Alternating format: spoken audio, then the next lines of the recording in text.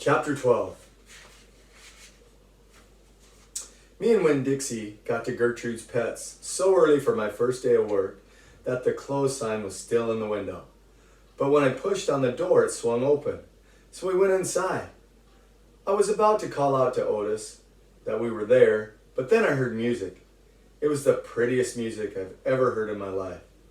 I looked around to see where it was coming from, and that's when I noticed all the animals were out of their cages. There were rabbits and hamsters and gerbils and mice and birds and lizards and snakes. And they were all just sitting there on the floor like they had turned to stone. And Otis was standing there in the middle of them. He was playing a guitar, and he had on skinny pointed-toed cowboy boots. He was tapping them while he was playing the music. His eyes were closed and he was smiling. When Dixie got a dreamy kind of look on his face. He smiled really hard at Otis, and then he sneezed, and then his whiskers went all fuzzy. And then he sighed and kind of dropped to the floor with all the other animals. Just then, Gertrude caught sight of Winn Dixie. "Dog!" She croaked and flew over and landed on his head. Otis looked up at me. He stopped playing his guitar, and the spell was broken. The rabbits started hopping, the birds started flying, and the lizards started leaping, and the snakes started slithering, and Winn Dixie started barking and chasing everything that was moving, and Otis shouted, "Help me!" For what seemed like a long time, me and Otis ran around trying to catch mice and gerbils and hamsters and snakes and lizards. We kept on bumping into each other and tripping over the animals. And Gertrude kept screaming, "Dog! Dog!" Every time I caught something, I put it back in the cage I saw.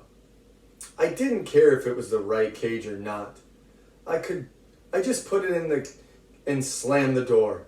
And the whole time I was chasing things, I was thinking that Otis must be some kind of snake charmer.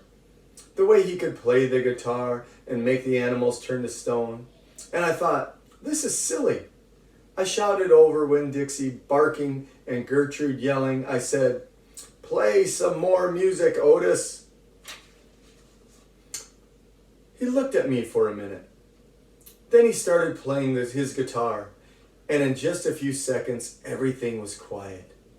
Winn Dixie was lying on the floor, blinking his eyes and smiling to himself and sneezing every now and then.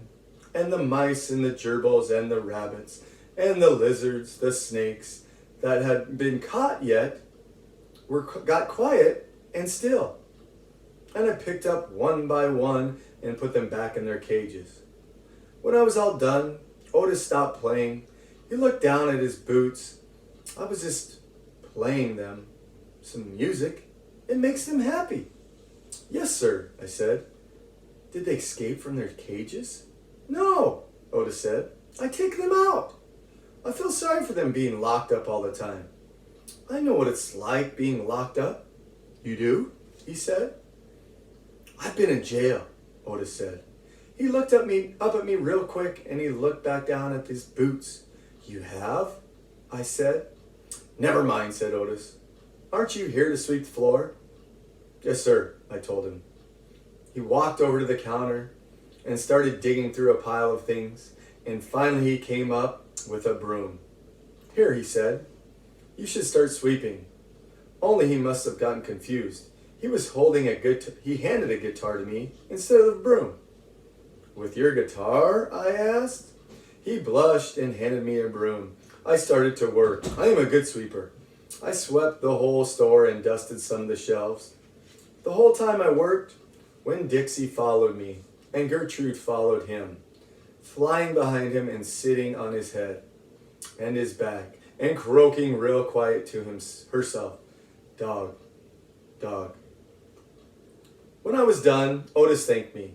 I left Gertrude's Pets thinking about how the preacher probably wouldn't like it very much that I was working for a criminal. Sweetie Pie Thomas was waiting for me right out front. "I seen that," she said. She stood there, and sucked on her knuckle and stared at me. "See what?" I said. "I seen all them animals out of their cages and keeping real still." "Is that magic?" she asked. "Kind of," I told her. She hugged Winn Dixie around the neck, just like this grocery store dog, right? "Right," I said. I started walking, and Sweetie Pie took her knuckle out of her mouth and put her hand in mine. "Are you coming to my birthday party?" she asked. "I surely am," I told her. "The theme is pink," she said. "I know," I told her. "I gotta go," she said all of a sudden. "I gotta go home and tell my mama about what I seen. I live right down there, in that yellow house. That's my mama on the porch. You see her? She's waving at you." I waved at the woman on the porch, and she waved back. And I watched Sweetie Pie run off and tell her mama about Otis being a magic man. It made me think about my mama and how I wanted to tell her the story about Otis charming all the animals. I was collected stories for her. I would also tell her about Miss Franny and the bear, and about meeting Gloria Dump, and believing for just a minute that she was a witch. I had a feeling that these were kind of stories my mama would like, and the kind that would make her laugh out loud, the way the preacher said she liked to laugh.